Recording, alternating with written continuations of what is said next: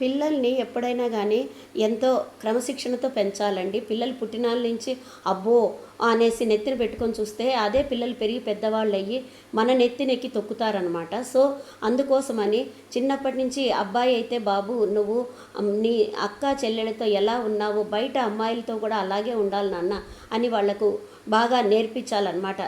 మన సంస్కృతి సంప్రదాయం. అలాగే ఆడపిల్లల్ని కూడా అంతే. అమ్మ నువ్వు అమ్మ ఇవి నీ హద్దులో నువ్వు ఉండాలి, బయట ఎలా ఉండాలా, తల వంచుకొని వెళ్ళడము, ఎవరి గురించి పట్టించుకోకుండా నీ పనేదో నువ్వు చేసుకోవడము అలా అనేది నేర్పియాలన్నమాట.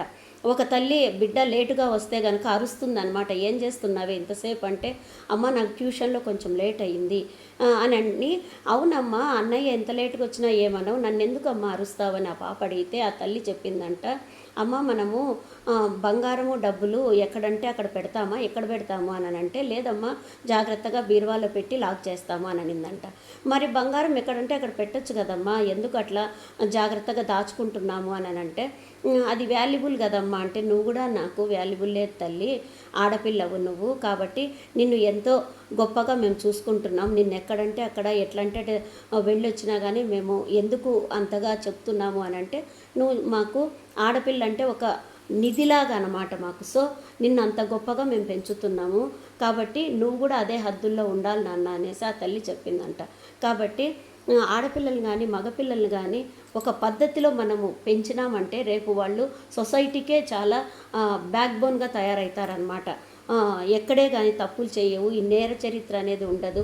తప్పు చేసినప్పుడు వెంటనే వాళ్ళ చెంపలు పగలగొట్టి, నాన్న ఇది నువ్వు చేసింది తప్పు, కాబట్టి నిన్ను నేను పనిష్ చేస్తున్నాను, మళ్ళీ నెక్స్ట్ ఎప్పుడే కానీ ఇలాంటి తప్పులు చేయకూడదు అనేసి వాళ్లకు చిన్నప్పటి నుంచి చెవి మేలేసి 4 ఉతికి మర్యాద నేర్పిస్తే కనుక వాడు ఎందుకు రేపు తప్పులు చేస్తాడు అనేది తల్లిదండ్రులు తెలియాలన్నమాట. ఇంకా కొందరు ఏం చేస్తుంటారంటే వాళ్లకు ఎటువంటి కష్టం లేకుండా పెంచుతూ ఉంటారు. అలా ఎప్పుడు చేయొద్దండి.